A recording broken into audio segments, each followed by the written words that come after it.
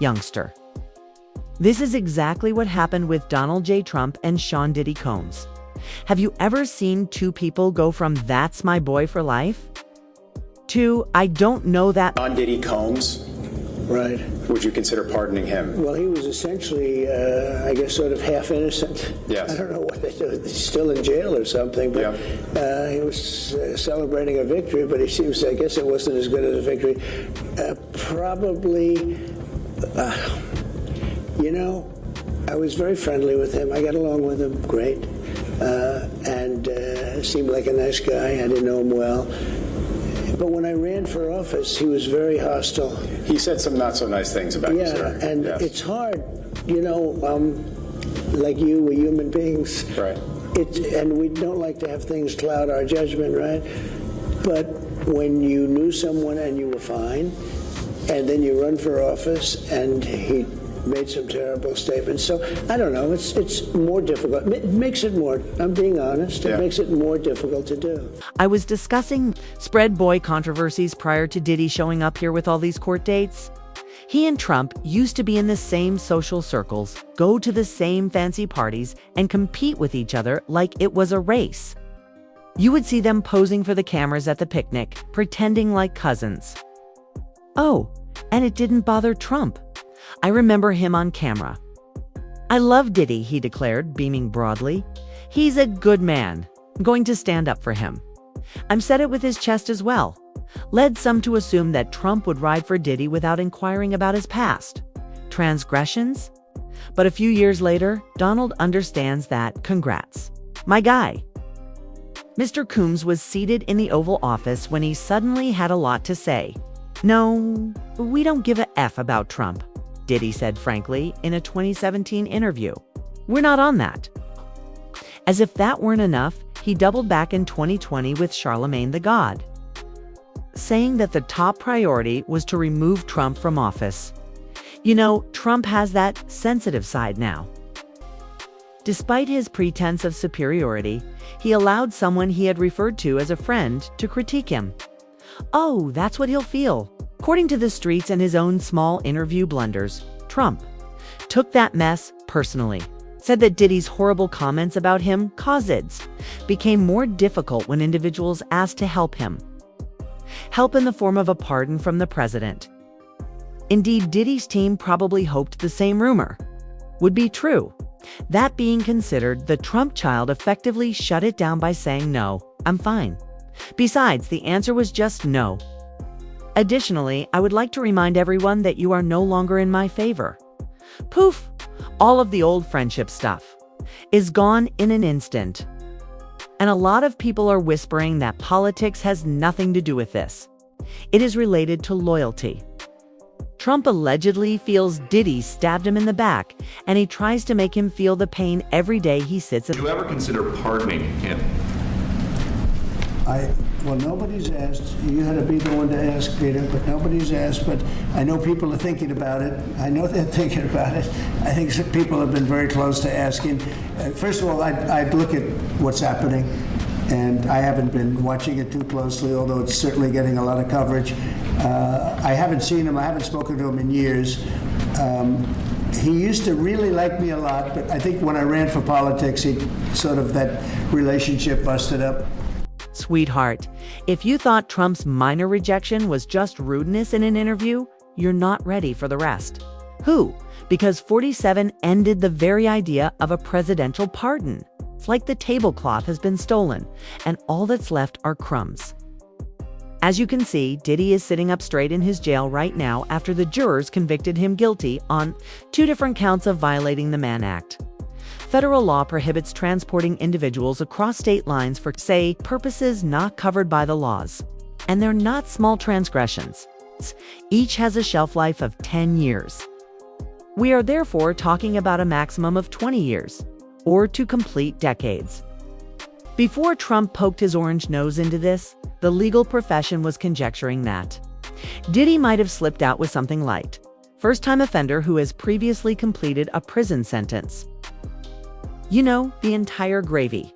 He was even proposed to be placed under house arrest in one of those Miami mansions, placed on probation, or served time. But it's reported that as soon as Trump decided he was done with Diddy, he started calling. According to rumors, he has been depending on Aaron, the current judge. He's given the order to wield the most powerful hammer allowed by law. Heavy is the maximal sentence type. Take a look at the judge's recent acts if you think that's just a rumor. Only a few weeks ago, Diddy's legal team tried once more to get him released on bail. Darling, this is the fifth time. Fifth, they were even willing to offer a $50 million bond, yes, with AM and his Miami crib for support. Money usually speaks. But when Judge Aaron saw it, he basically said, "No, ma'am." He denied it in the same manner that Diddy granted money to Monopoly. It wasn't a casual denial either. The court said that he believes Diddy is a flight risk and a danger to the community. He said as clear as day, "If you know everything the official judge says," and then concludes that nobody wants to hear in the courtroom needs to be supported by convincing and unambiguous evidence. You could feel the energy shift after that. Diddy's group had a cocky, "We're going to get him home" attitude lost. Now they seem to have cut off the murmurs and the music of the celebration. According to reports, Trump's fingerprints are all over this. Don't even bring up the petition. As though they were all suddenly best friends with the Department of Justice. Over 11,000 people have signed a letter that reads, "Don't you dare pardon Diddy."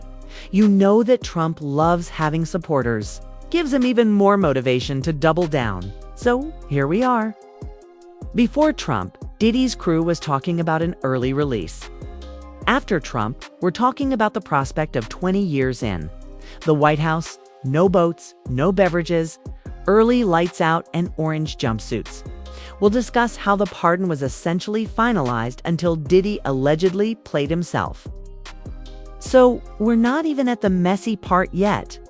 Dear Interview. White men like Trump need to be banished.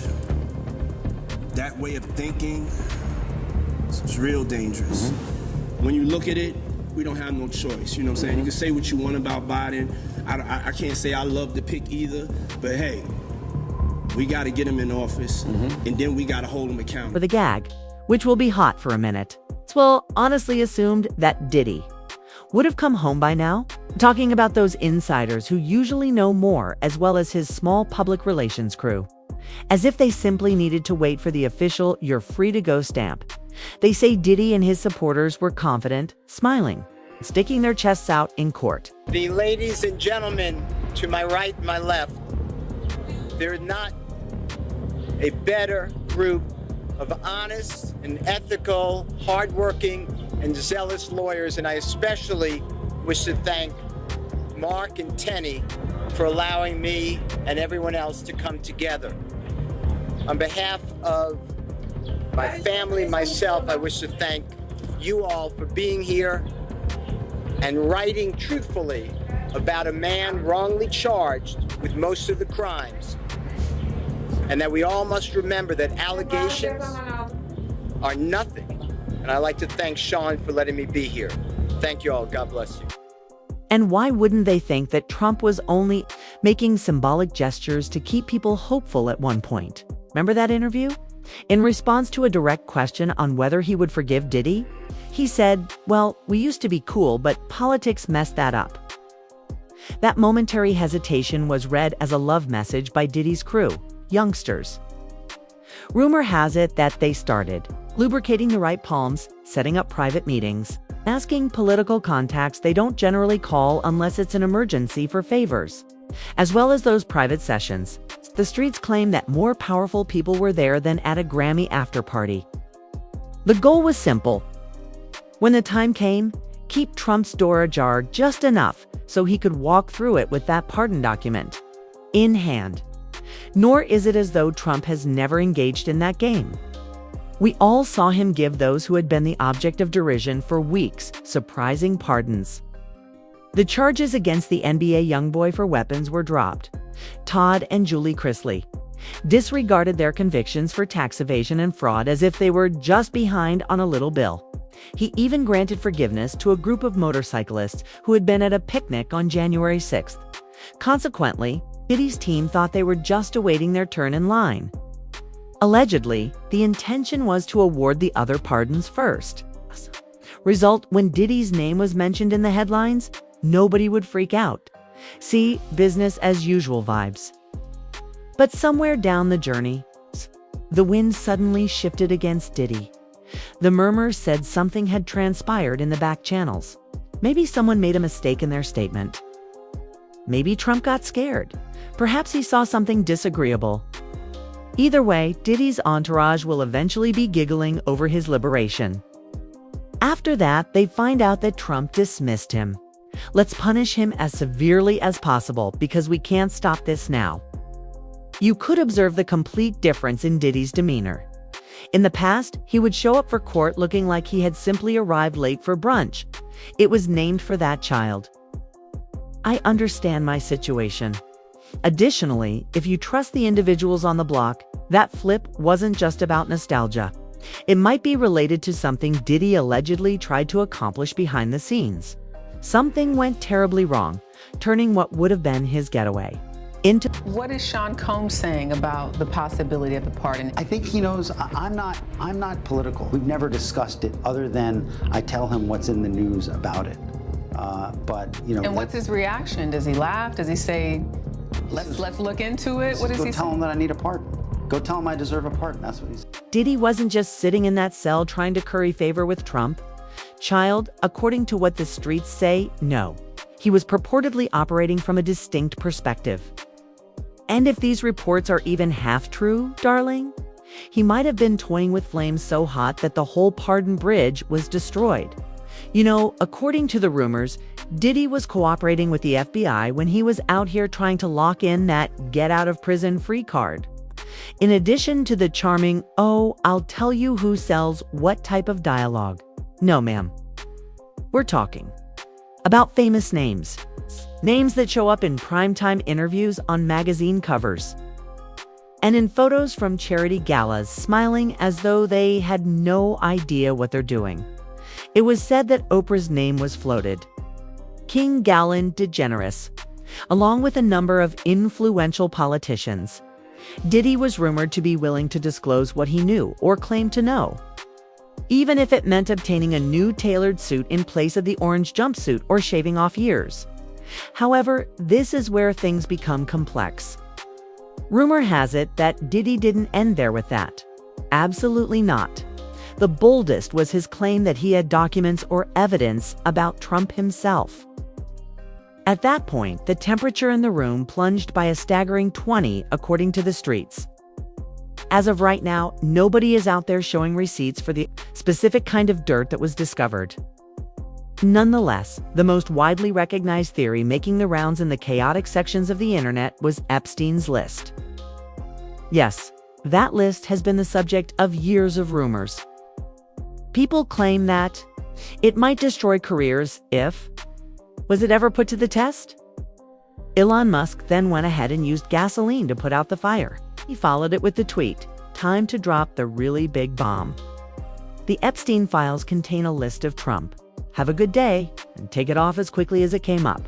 On the other hand, you are accustomed to the online screenshots. Naturally, Trump joined the defense, insisting that it was old news, dragging Epstein's own lawyer into the denial, and stating unequivocally that he had not been friends with Epstein for nearly 2 decades. But if the rumors are to be believed, the damage was done. 'Cause boo, baby, if Trump had any suspicion that Diddy was trying to utilize that tale to get his favor, and whether it's genuine or not, that's the issue with blackmail. Otherwise, the only way it works is if the other person is scared enough to play ball. Trump has never been associated with terror. But you see that small-minded revenge? Yes, that is his love language. In order to make sure Penn wrote the maximum amount on sentencing day, he allegedly pressed Judge Aaron for the pardon rather than the pardon, as Diddy's crew had assumed. I believe that kind of plot twist is what turns a Hail Mary into a full-fledged march.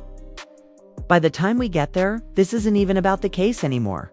It's a private issue, very personal. Trump began behaving as if he didn't even know Diddy and stopped complimenting him. Darling, that switch was about more than those little sound bites throughout election season. This features every component needed for a successful Convionian power move. You know that you will lose your energy forever if you cross me. Think about it. If the claims are true and he really tried to negotiate the backdoor deal while allegedly holding dirt over Trump's head, it's not only breaking the rules, that is attempting to run the full table. Trump also doesn't like it when someone thinks they can surpass him. A court is apparently rejecting each bail check that Diddy's lawyers provide. Thousands of people are signing a petition that basically says keep him locked up. And the president is allegedly speaking in the right ears as sentencing day draws near. It seems like every door Diddy thought he could open suddenly slams shut. And the irony? Wow. If Diddy had simply maintained his composure, stayed silent, and relied on their long-standing connection instead of all these side strategies, he could have had a real chance to walk away with a pardon paper in hand. Instead, he's sitting there watching his whole business fail. Terrible boy to terrible luck in real time. Through the submission of emergency papers, retrial petitions, and other legalese, his lawyer is still searching for errors in the guilty verdict. But from the outside looking in, Judge Aaron isn't blinking. He seems to be putting down his pen in slow motion to add to the agony of the past 20 years.